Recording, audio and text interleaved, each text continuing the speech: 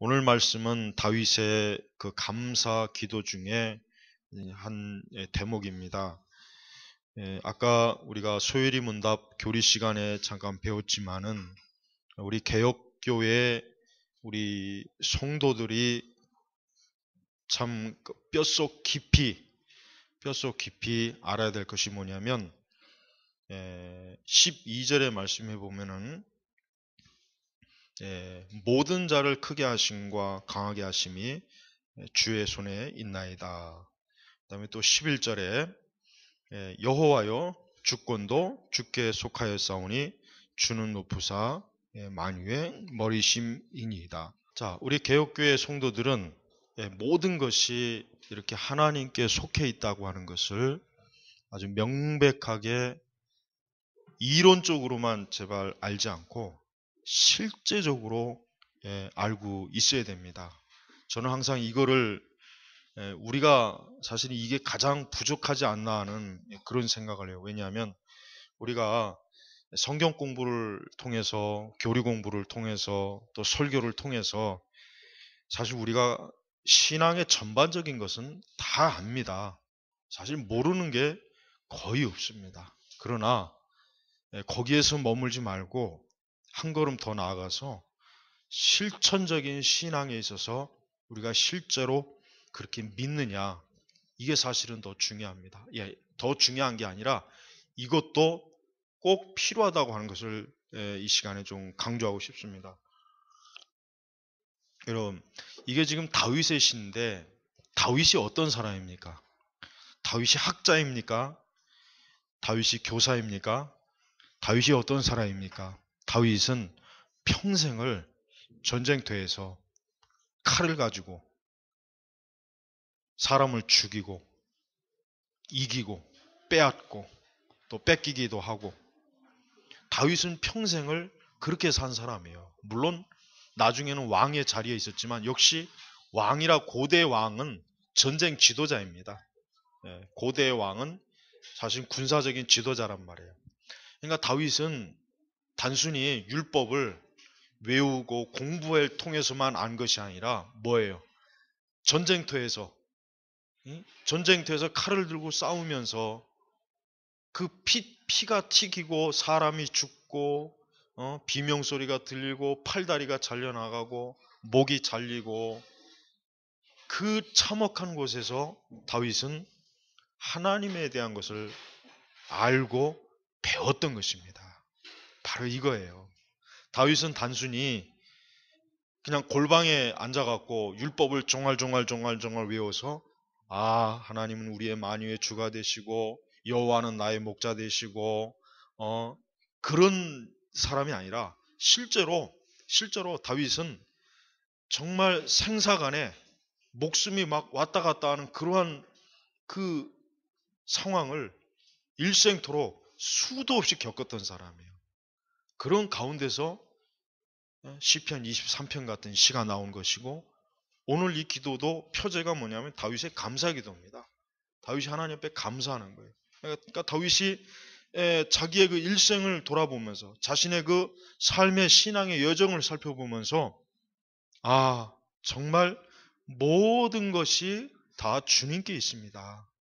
이게 다윗이 평생토록 하나님을 믿으면서 자신의 현실의 삶 속에서 결정적으로 알고 깨달았다는 것이에요. 여러분, 우리도 마찬가지입니다. 우리는 매일매일 우리도 지금 이 세상의 현실에 부딪히면서 살죠. 세상의 모든 사람들이 다 예수 믿는 사람이라면 좋을 텐데 사실 그렇지도 않고, 그런 가운데서도 우리가 과연 다윗과 같은 이러한 신앙과 믿음을 갖고 있는가 하는 것에 대해서 오늘은 좀 살펴보고자 하는 것입니다. 오늘날의 이 문화는 사람들에게 메시지를 줍니다. 여러분, 문화라고 하는 것은 그냥 정체된 것이 아니라 반드시 어느 시대건 그 시대의 문화는 사람들에게 들려주는 메시지가 있어요. 메시지 꼭 있어요. 그럼 우리 시대의 이 메시지는 뭡니까? 사람들로 하여금 스스로 일어나라 이거예요.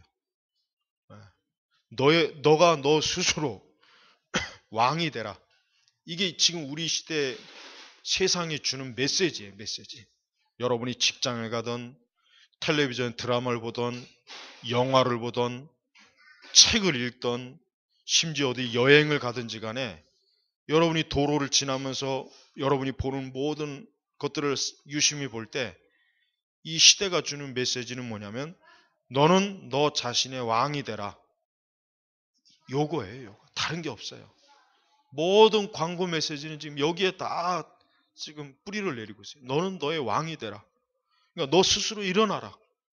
누구의 말도 듣지 말고 누구의 권위도 인정하지 말고 너 스스로가 왕이 되어서 너의 권위자가 되어라. 이게 지금 우리 시대의 문화예요. 이런 것들을 우리가 지금 날마다 보고 듣는 거예요. 이거는 이렇게 강의실에 무슨 뭐 학교 강의실이나 어떤 뭐 책을 읽고 배우는 게 아니라 그냥 우리가 지금 아침에 눈 떠서 밖에 나가가지고 저녁 늦게 들어와서 컴퓨터를 보고 텔레비전을 보고 뭘 보든지 이 메시지가 다 지금 주입되어 있는 거예요. 그래서 지금 시대의 사람들은 어떤 외부에서 어떤 주어지는 권위를 싫어하잖아요. 권위를 싫어한다며, 권위. 그러니까 누가 나를 지배한다는 것을 생각하면 지금 사람들은 견뎌내지 못해요. 내가 내 자신의 주인이 되어야 직성이 풀리지 누가 나에게 권위를 행사한다 그러면 굉장히 불쾌하고 싫어하고 아주 불만족스러워하는 것입니다. 그러니 여러분 이런 사회와 또 이런 정신적인 흐름이 지배하고 있는 이런 세상에서 과연 하나님에 대해서 사람들이 어떻게 생각할까? 당연히 하나님에 대해서 반감을 갖죠. 싫어하죠. 하나님이 뭔데 나에게 이래라 저래라야. 하나님이 뭔데 나에게 동성애하지 말라 그래. 이 메시지란 말이에요. 하나님이 뭔데 나한테 거짓말하지 말라 그래. 하나님이 뭔데 하나님을 예배하라 그래. 지금 이렇게 되고 있어요, 사람들이. 예. 하나님의 권위에 대해서 극도로 싫어해, 극도로. 사실은 우리 한국 사회도 서구 사회와 거의 뭐 똑같으니까 차이가 없지만은, 예, 그렇게 기독교가 1000년 이상의 역사를 지배했던 그 서구 세계 사람들의 사고방식이 뭐냐? 하나님이 뭔데 나한테 이래라 저래라 해. 이런 거예요. 교회가 뭔데? 목회자가 뭔데? 아니 성경이 뭔데 나한테 이래라 저래라 해. 여러분 동성애 문제도 그래요. 동성애 문제라고 하는 것은 진짜 뭐 한 2, 30년 전만 해도 그거는 굉장히 수치스러운 일이었지만 지금은 오히려 동성애자들이 자신의 권리를 당당하게 내세우잖아요. 오죽하면 미국의 그 오바마 대통령도 동성애를 이제 동성애 쪽으로 오바마는 지지를 했어요. 한 나라의 그 대통령이 미국의 그 대통령이 과거에는 아무리 진보적인 민주당 대통령이라도 그렇게 쉽게 결정을 하지 못하거든요. 예. 근데 지금 세상은 그렇게 된 거예요. 그러니까 사람들은 옳고 그른 게 중요한 게 아니라 내 일에 간섭하지 말아라. 나는 내가 알아서 할 것이니까 내가 왕이고 내가 주이니까 누구도 나한테 이래라 저래라 하지 말라. 지금 시대 사람들의 사고방식, 생활방식, 의식 자체가 이래요. 이러니 이 성경의 말씀이 이 성경의 말씀이 어떻게 다가오겠습니까? 십계명만 해도 하지 말라, 하지 말라, 하지 말라. 이렇게 하라. 십계명만 해도 굉장히 권위적이잖아요. 그럼 사람들은 십계명 읽으면서 이게 뭔데 나한테 이래라 저래라 하는 거야. 이런 생각을 갖는 거예요. 그래서 좀 더 고등교육을 받은 사람들은 대학에 들어가서 좀 공부한 사람들은 전부가 다 무신론자로 다 변질이 되는 거예요. 그나마 있던 어떤 하나님에 대한 조금의 어떤 두려운 마음, 경외하는 마음조차도 전부가 다 무너지는 것입니다. 이게 지금 우리가 사는 세상이에요. 그러니까 지금 우리는 이 하나님에 대해서 좀 더 우리 그리스도인들 자신부터가 분명하게 바르게 내가 어떻게 믿음 생활을 해야 될지에 대해서 진지하게 생각하지 않으면은 그냥 피상적으로 교회 와서 그냥 하나님 얘기 몇 번 듣고 성경 얘기 그저 간략하게 몇 번 듣고 교훈 얻고 그리고 성도들과 교제하다 그냥 돌아가 버리면 그냥 별일 없는 거예요. 그 이상 뭐 더 이상 뭐 어떤 크게 신앙에 의미를 안 둬요. 의무 자체가 필요가 없으니까. 지금 교인들 자체도 그렇습니다.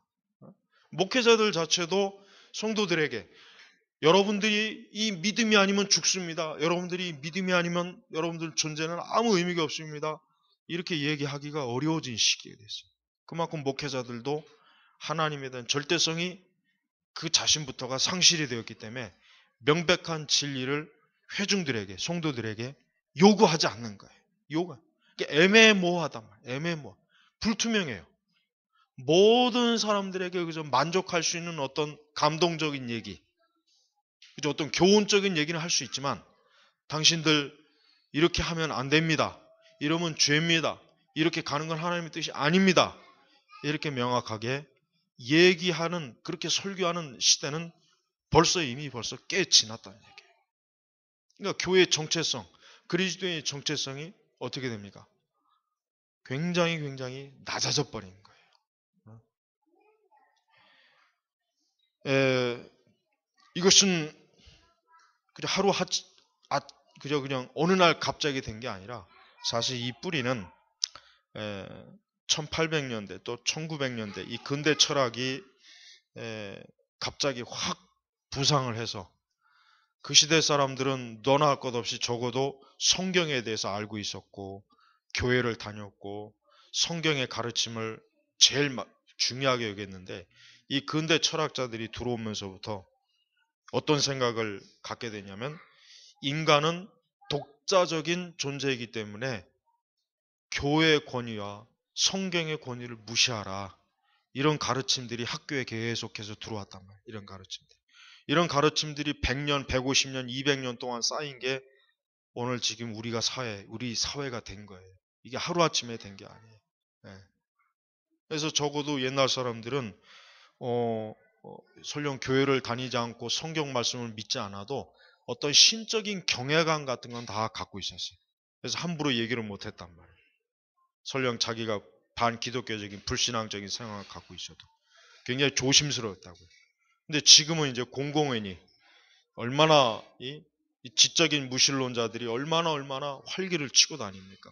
책으로, 광고로, 영화로, 언론으로 뭐 사방천지 이 지적인 무신론자들이 오직 기독교만 아주 집중적으로 공격을 해대. 그래서 예수 믿는 사람, 하나님 믿는 사람을 열등한 자, 모자란 자, 무식한 자, 이 사회 부적격자, 또 심지어는 이 사회에서 퇴출할 자들, 기독교 신앙을 가지고 있는 사람이 많으면은 그 사회가 독선적이 되고 불안정하니까 이런 사람들은 빨리 어떻게 해치워야 된다. 이렇게까지 주장하는 지적인 무신론자들이 굉장히 많이 있단 말이에요. 여러분, 바로 이와 같은 세상 속에서 우리는 성경의 말씀을 읽고 이렇게 주일에 교회 와서 같이 예배도 드리고 하나님 말씀도 듣고 하는 것입니다. 그런 여러분은 많은 사람들이 아니에요. 우리는 지금 많은 사람들이 일부분이 아니라 극히 적은 수 가운데 있는 우리 자신들이라는 걸 알아야 돼요. 대다수는 뭡니까? 하나님을 믿지 않는 불신앙적인 세계에서 자기가 왕이 되어서 자기가 주인이 돼갖고 자기 스스로 자기 삶을 세워보려고 하는 사람들이 바로 지금 시대 사람들이에요. 청년들도 마찬가지고 노인들도 마찬가지예요. 남녀노소 누구나 할 것 없이 지금은 이런 분위기와 정신과 사회적인 흐름이 있는 그러한 세상입니다. 자, 이렇게 되니까 여러분, 이 모든 권위와 지배에서 사람들이 자유와 독립을 막 추구해요. 특히 하나님의 지배를 받기 싫어하죠. 하나님의 지배를 받기 싫어요. 하나님의 말씀, 하나님의 계명이 귀찮다. 이거는 내 자유를 억압하는 것이다.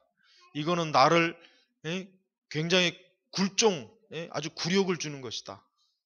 이런 마음들이 막 사람들의 마음이 파고드니까 반대로 이제는 어때요? 자유를 부르짖어요. 자유. 어떠한 자유? 내가 내 마음대로 살 수 있는 자유. 그러니까 이혼을 할 수 있는 자유, 마약을 사용할 수 있는 자유, 술을 먹을 수 있는 자유, 어? 또 마음껏 동성애를 할 수 있는 자유. 어? 그러니까 마음껏 인간이 그 어떤 것에도 매이지 않을 자유를 사람들이 막 추구하게 돼. 하나님을 귀찮아하니까. 근데 그 결과가 뭐겠습니까? 그 결과는 더욱더 인간이 비참해지는 것이, 더욱 깊이 어둠 속으로 파고 들어가는 것이. 여러분, 왜 20세기에 1차 대전과 2차 대전에 그 큰 전쟁이 있었고 또 많은 이런저런 작은 전쟁이 물론 지금도 있지만 왜 20세기에 그것이 갑자기 확 폭발적으로 왜 일어났겠습니까? 그건 뭡니까? 19세기부터 하나님에게서 벗어나려고 하는 인간의 욕망이 결국 20세기에 어떤 결과로 다가왔냐면 이 세상이 전쟁이라고 하는 그 파괴적인 것으로 세상 전체를 막 뒤집어 엎은 거예요. 그러니까 하나님을 떠나서 사람이 자유를 얻겠다고 했는데 그 자유의 대가가 뭐냐면 결국 그것으로 인해서 사람은 더더욱 비참해지는 자유를 얻은 거예요. 비참해. 에덴 동산에서 마귀가 하와에게 어떠한 미끼를 던집니까? 너가 하나님과 같이 될 것이다. 하나님과 동격. 이제 넌 더 이상 하나님에게서 지배받지 않아도 돼. 이제 너도 하나님처럼 될 수 있어. 이 하와가 그 말을 듣는 순간 정말 그렇게 되고 싶으니까 그냥 선악과를 낼름 먹고 아담에게도 그걸 줬단 말이에요. 똑같이 아담에게도 그런 마음이 있었던 거예요. 그래서 저들은 선악과를 따먹으면 엄청나게 눈이 밝아지고 더 좋아질 줄 알았는데 선악과를 따먹고 나니까 자기의 벌거벗은 수치가 대번에 눈이 들어와요. 그래서 나뭇잎으로 가리죠. 그 다음에 어떻게 해요? 그 선악과를 따먹은 대가가 하나하나 다가오잖아요. 먼저 죽음이 왔죠. 인간이 늙죠. 완벽한 세상인 에덴 동산에서 쫓겨났죠. 더 좋아졌습니까? 더 나빠졌잖아요. 더 나빠졌잖아요. 네. 여러분, 우리는 어리석게도 하나님은 좀 귀찮다. 신앙생활이라는 건 좀 귀찮다. 교회 다니는 것은 좀 나를 불편하게 한다. 뭔가 이 하나님께 예배 드리는 것은 좀 내 시간과 나의 모든 것을 좀 너무 제약하는 것 같다. 이런 생각이 들어요. 마귀는 이런 생각을 우리에게 심어줘요. 그래서 좀 그것을 어떻게 해요? 좀 느슨하게. 예? 야, 꼭 주일을 성수할 필요가 있겠냐? 예? 그냥 한 달에 한 번만 하고 나머지 세 날은 내 마음대로 써도 그래도 뭐 어떻겠느냐? 예? 하나님의 은혜로 우리는 구원받았는데 점점 어때요? 하나님께서 우리에게 정해주신 그 자리에서 자꾸 이탈시키는 거예요. 이탈시키는 거. 여러분, 우리가 철저하게 예배를 드리고 기도를 하고 말씀을 읽고 주일을 성수하고 하나님 앞에 나오는 건 절대로 율법주의인 게 아니에요. 이거는 하나님의 자녀라면은 마땅히 그래야 되는 것입니다. 이거를 율법주의라고 여기면 안 되는 것입니다. 그러니까 잘못 알고 있는 사람들이 신앙생활을 좀 자유해야 되니까 이런저런 거에 매이지 말고 그냥 내 하고 싶은 대로 하면 된다. 그게 하나님이 기뻐하시는 것이지. 그런 아주 교묘한 거짓말을 하는 사람들이 있다고요. 그렇지 않죠. 오히려 어때요? 하나님을 믿는 사람들은 하나님을 가까이 하는 게 더 편하고 더 좋아요.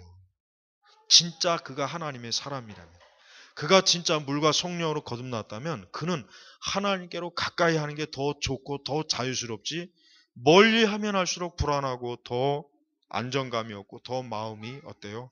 여러 가지로 어두워져요.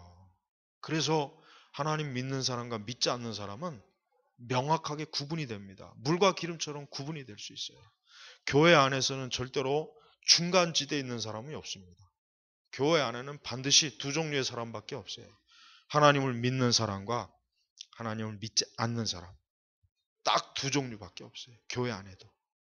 그래서 우리는 우리 자신의 신앙의 그러니까 우리 자신의 어떤 뭔가 마음속에서 추구하는 자유를 찾고 싶어서 내 마음대로 어떤 해방감을 얻기 위해서 마음껏 행하지만 그러나 그 결과는 아주 혹독한 재앙으로 다가온다는 것을 꼭 여러분은 알고 있어야 되는 것입니다.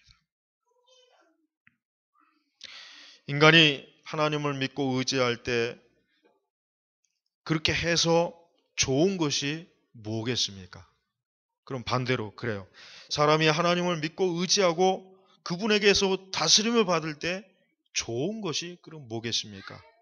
무엇보다도 인간이 하나님을 믿고 하나님을 의지하며 하나님의 통치를 받아들이면은 인간의 존엄성이 회복됩니다. 인간의 존엄성이 회복돼요. 이제 말 그대로 사람이 사람다운 대접을 받을 수가 있는 거예요. 사람이 하나님을 믿지 않는 것은 그 자신을 짐승과 똑같은 자리에 놓는 거나 전혀 다를 바가 없어요.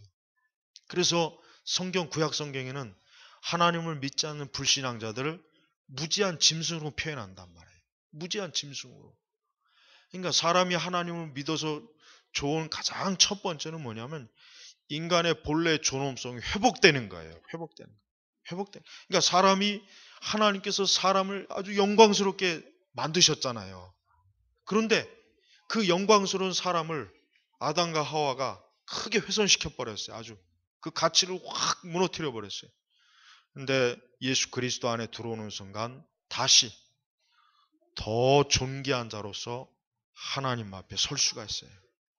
그러니까 사람이 하나님을 믿으면은 사람으로서 최고의 자리에 인간으로서 그 존엄, 그 가치가 회복되는 거예요. 그러니까 여러분 하나님 믿는 게 너무나 자랑스러워야지 하나님 믿는 것을 부끄럽게 여기면 안 되죠. 하나님 믿는 예수 그리스도를 믿는 것을 부끄럽게 여기는 사람은 예수님도 마지막 날에 그를 천사들 앞에서 부끄럽게 여긴다 그랬어요. 우리는 하나님 믿는 것을 부끄럽게 여기면 안 됩니다. 하나님 믿는 것이 하나님의 진리를 믿고 그에 순종하는 우리 자신을 절대로 부끄럽게 여겨서는 안 돼요. 오히려 우리는 가장 존귀하게 내가 원래 있어야 될 존귀함을 회복했구나, 가졌구나 이런 생각을 우리가 가져야지. 이게 사실이지. 거꾸로 하나님 믿는 것을 부끄럽게 여기고 수치스럽게 여기는 그것은 합당하지가 못하는 것입니다. 두 번째는 사람이 하나님을 믿으면은 그의 근원적인 불안과 염려에서 고통에서 벗어나게 됩니다. 사람이 하나님을 믿게 되면 어떻게 됩니까? 안정성이 되는 거예요. 이제 안전해지는 거예요. 안전해지는 거예요. 하나님을 믿지 않으면 불안전해요. 그는 하나님을 믿지 않는 존재는 항상 불안전하고 항상 불안해요. 항상 어때요? 흔들려요. 요동해요. 그러나 하나님을 믿게 되면은 이제는 뭐요? 안전하게 안전지대로 들어오는 거예요. 안전지대. 구약에 보면은 그저 엉겹결에 그만 죄를 지는 사람이 어디로 갈 수 있었습니까? 도피성으로 갈 수 있었잖아요. 도피성. 그 도피성에 들어가면은 이제 절대 그 사람은 손을 못 대요. 그 도피성이 바로 뭡니까? 하나님이에요. 하나님의 보호예요. 그리스도 안에 있는 하나님 믿는 사람의 안전함을 얘기하는 거라는 안전. 이 세상에서 안전할 수 있는 곳이 어디입니까? 여러분, 이 세상에서 가장 안전한 곳이 어딜까요? 미국일까요? 아니면 중국일까요? 아니면 일본? 내가 볼 땐 일본은 언제 땅속으로 바닷속으로 침몰할지 모르겠어요. 저 나라는. 언제 지진이 터질지. 이 세상에서 가장 아름다운 가장 안전한 곳이 어디일까요? 한번 깊이 생각해 보세요. 유럽일까요? 아프리카? 아니죠. 세상 어디 가나 안전한 곳은 없습니다. 우리는 어디에 가서 안전함을 찾는다면 그 사람은 영원히 찾을 수가 없어요. 우리가 가장 안전할 수 있는 곳은 어디입니까? 그리스도 안에서. 예수 그리스도 안에서 가장 내 자신이 안전할 수 있는 거예요. 그러니까 하나님을 믿지 않는 사람들은 그 안정성이 없으니까 자살을 하고 절망을 하고 무너지고 자포자기하고 절망하고 암흑으로 빠져들어가는 거예요. 그러나 하나님을 믿는 사람은 최후의 보루, 하나님이라고 하는 이 최후의 보루, 전능하신 하나님이 계시기 때문에 절대로 하나님을 믿지 않는 사람들은, 하나님 믿는 사람들은 그 안정성으로 인해서 무너지거나 멸망을 하지 않는 거예요. 그 자신이 그걸 확신하고 있고 그렇기 때문에 그의 마음은 평안한 것입니다. 세 번째는 복음으로 인해서, 즉 그리스도의 속죄 구원에 인해서 진노에서 벗어납니다. 진노에서 벗어나는 거예요. 진노에서. 하나님의 진노, 저주에서 벗어나는 거예요. 이 세상에 태어난 모든 존재는 이미 어미 뱃속에 태어나는 그때부터, 잉태되는 그 순간부터 죄의 저주를 달고 이 세상에 나오는 것입니다. 인간의 운명이라고 하는 것은 단순합니다. 하나님께 저주받은 존재예요, 사실은. 죄로 인해서 하나님께 저주받은 존재고 하나님께로부터 더 이상 은혜를 받을 수 없는 존재인데, 예수 그리스도 안에서 이 저주, 이 사망이 어때요? 완전히 해결돼, 완전히 해방된 거예요. 그래서 이제는 더 이상 나에게는 저주가 없는 거예요. 저주가. 그렇기 때문에 예수님 믿는 사람들은, 오전 설교에도 그랬지만은, 예수님 믿는 사람들은 이 세상의 초자연적인 어떤 세력에 인해서 두려워할 필요가 없어요. 세상 사람들은 두렵기 때문에 부적을 쓰잖아요. 부적. 제가 텔레비전에서 어떤 다큐를 봤는데 진짜 부적이 효과가 있는가 없는가를 실험해 보더라고요. 그래서 어떤 사람이 문제가 있어요. 그 집안에 경제적인 문제도 있고 남편은 그냥 맨날 말썽이나 일으키고 그런데 그래서 용하다고 하는 그 부적을 쓰는 집에 가서 부적을 썼어요. 그래서 근데 이 부적을 쓰는 이 사람이 이 부적을 갖고 있으면 2주 안에 확실히 효과가 난다고 그러더라고요. 아주 그 텔레비전에서 얘기하더라고. 꼭 생긴 건 그냥 꼭 제비같이 생겼던데. 그래가지고 이 사람이 그 부적을 진짜로 가지고 집에다 이렇게 딱 붙였단 말이에요. 근데 한 2주 지났는데 결과가 영 신통치가 않아. 별로야. 그렇게 뭐 크게 나아진 게 없대. 그래서 왜 이러느냐, 부적 쓸 때는 당신이 효과가 있다고 했느냐 했더니 그 날강도가 하는 말이 이 부적은 가지고 있는 사람이 믿음이 있어야 된다는 거예요. 믿음이 있어요. 어쩌면 그렇게 오늘날 은사주의자들하고 똑같은지. 하여튼 사기꾼들은 통하는 게 있어요. 다 서로 영역이 달라도. 아니 그걸 미리 얘기해야지. 왜 처음에는 얘기 왜 안 하냔 말이에요. 왜 써줄 때 이거는 믿음을 가지고 있어야 이 부적에 효과가 있다. 처음엔 그런 얘기 안 해. 그 제작자가 다 그거 찍었단 말이에요. 나중에서 효과 없다고 하니까 그거는 부적을 갖고 있는 사람이 믿음이 없어서 그렇다고. 그래서 효과가 없는 것이라고. 아주 그냥 그냥 아주 가가지고 그냥. 근데요, 그런 걸 속는 걸 알면서도 사람들은 그런데 굉장히 의지해요. 네. 여러분 혹시라도 여러분 부모님 중에 안 믿는 사람 있으면 여러분 혹시 베갯잎이나 이불 속에는 확 뜯어봐요. 혹시라도 또 혹시 몰래 또 부적 한 장씩 다 혹시 집어넣는가. 또 이제 나이 드신 부모님들은 또 그냥 자식들 그 지갑 속에다 또 부적을 하나씩 다 껴주죠. 뭐 돈 버는 부적, 안전하게 뭐 사고 없이 지내는 뭐 부적들 하나 또. 그러니까 사람들은 뭔가 두려움이 있는 거예요. 뭔가 두려움이 있어요. 그러니까 이 세상에 미신이 번성하는 것이지, 안 그러면 번성할 리가 없거든요. 그리스도 안에 있으면은 인간이 어떠한 것도 그를 어때요? 이제는 감히 건들 수가 없는 거예요. 사망이나 저주나 그 어떤 것도 그리스도 예수 안에 있는 하나님의 사랑에서 끊을 수가 없는 거란 말이에요. 얼마나 좋습니까?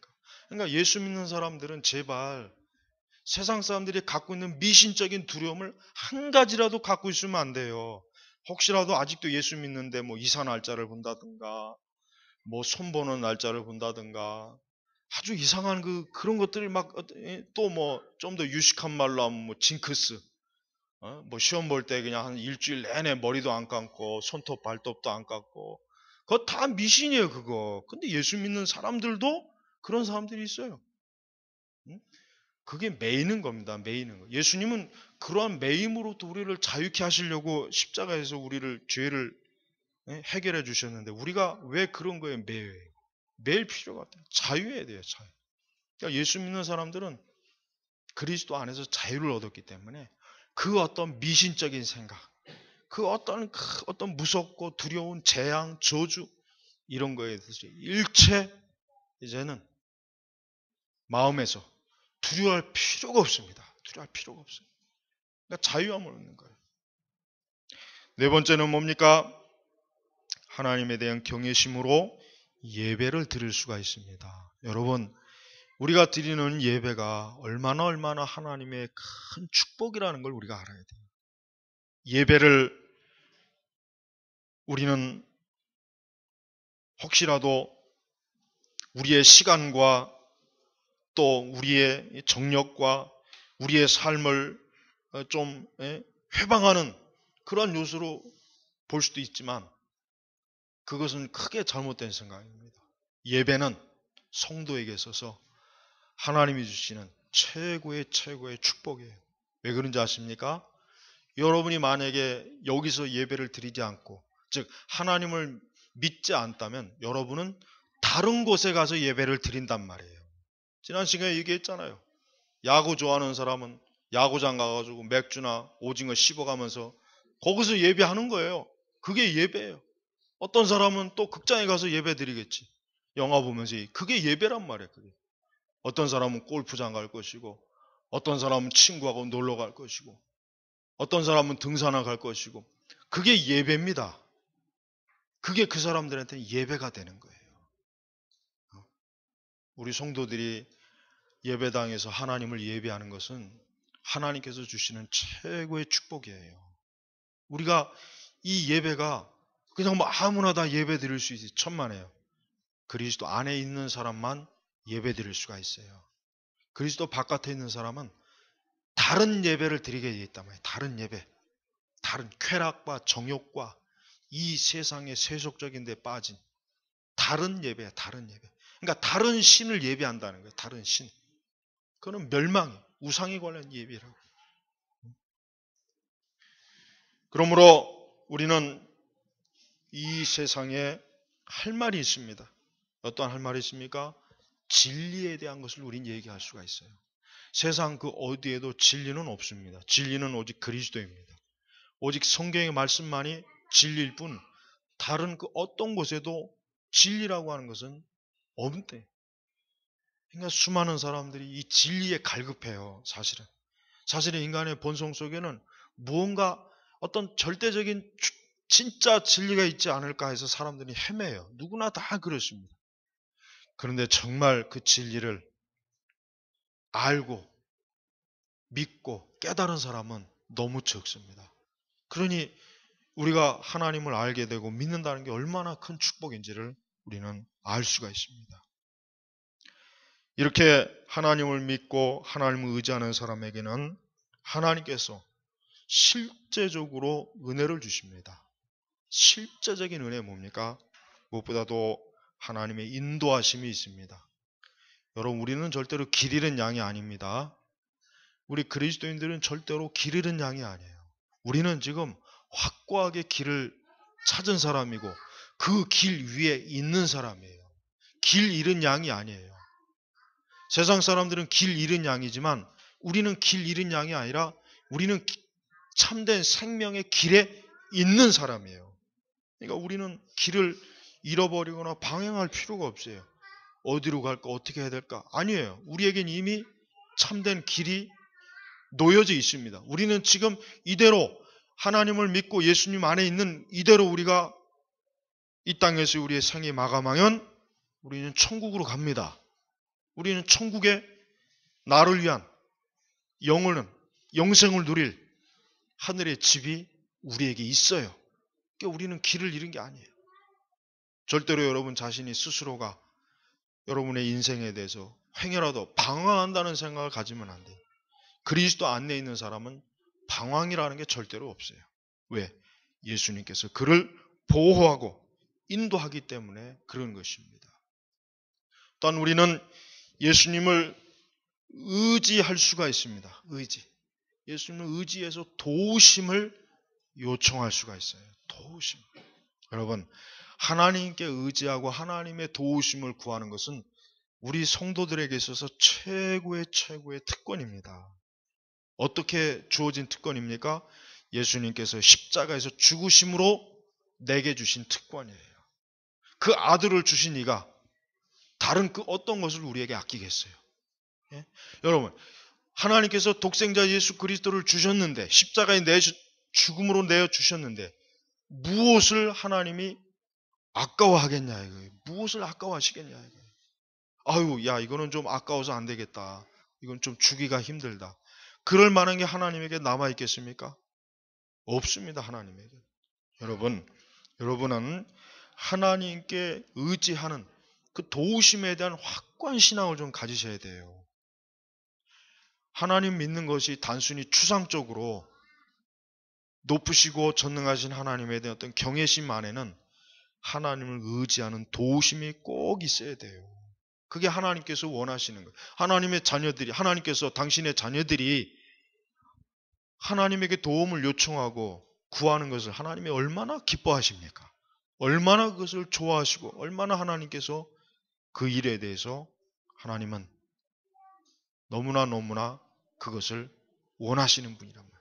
그러니까 하나님은 하나님에게서 도움을 구하고 요청하는 것을 기꺼이 환영하시는 분이시지, 하나님은 귀찮아하거나 짜증내거나 그저 몇 번 약간 인색한 구두쇠처럼 하시는 분이 아니라 몇 번이라도 우리 일생 내내 하나님을 의지하고 하나님의 도우심을 구하는 것을 우리는 절대로 소홀히 해서는 안 돼요.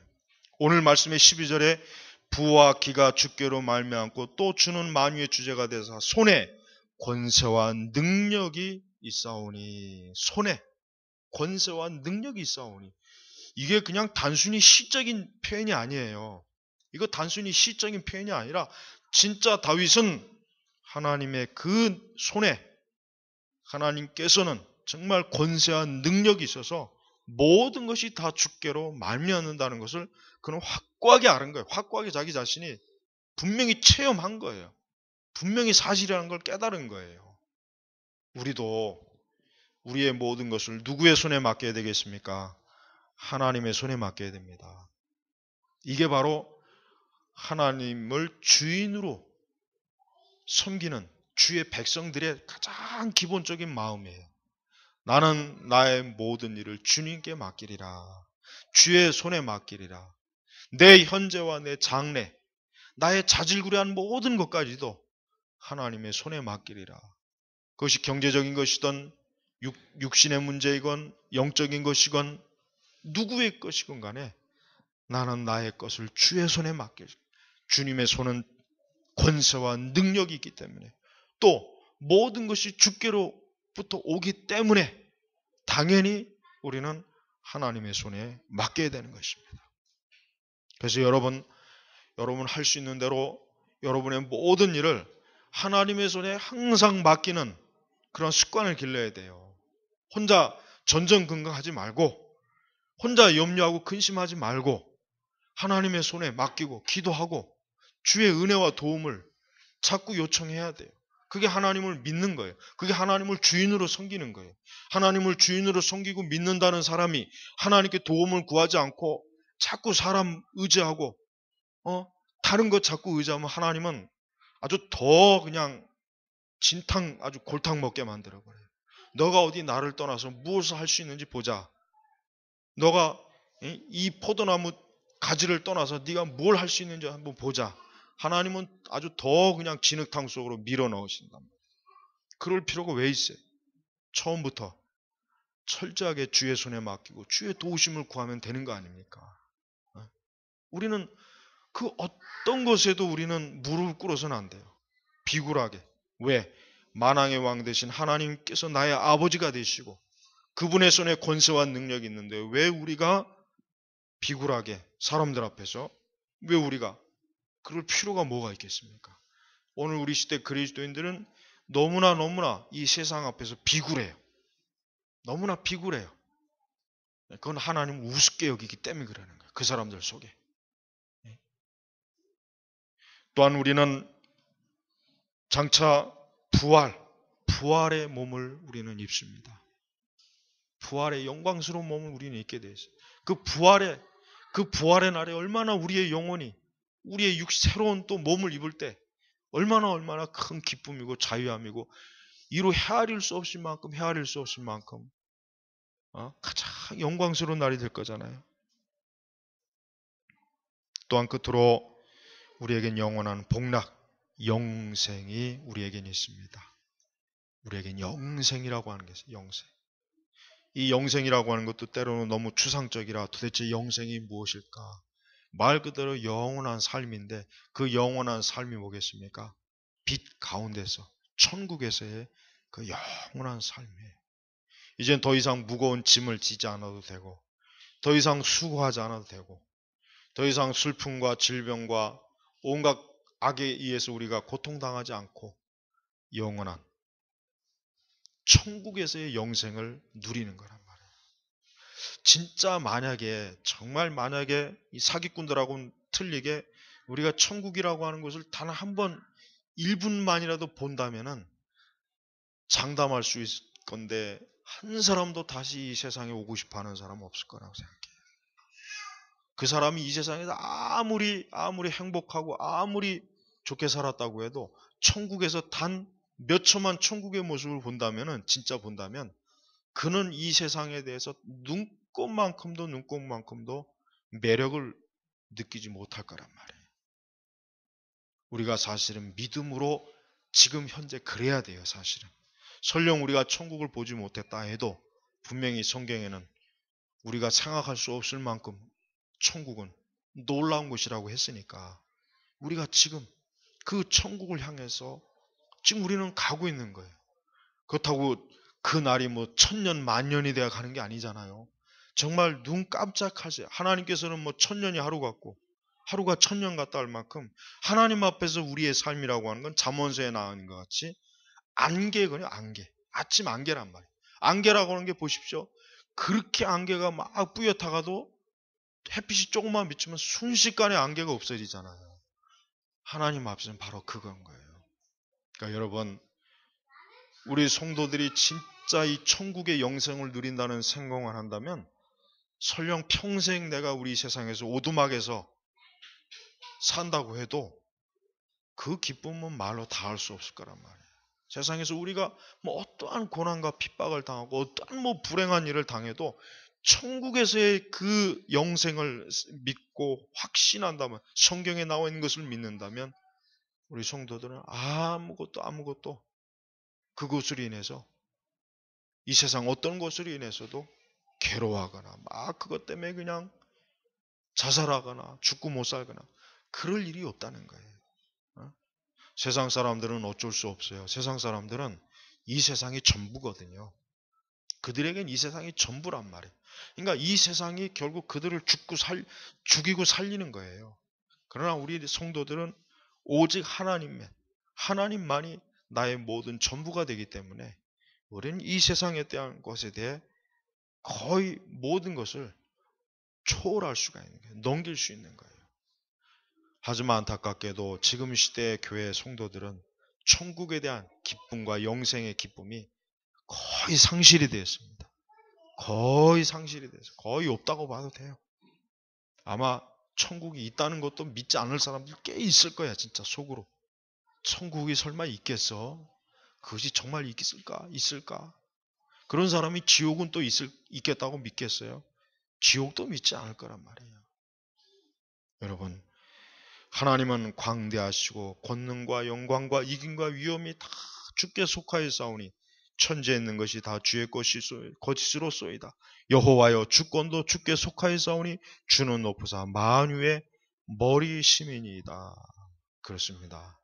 우리 그리스도인들이 이 다윗의 감사와 기도와 같은 이런 기도의 의미가 무엇이니라 한다면 우리의 삶은 날마다 하나님 안에서의 그 참된 즐거움, 참된 기쁨, 참된 만족으로 우리의 삶이라고 하는 것은 이 땅에서부터 천국의 그 기쁨을 미리미리 맛볼 수 있을 거예요.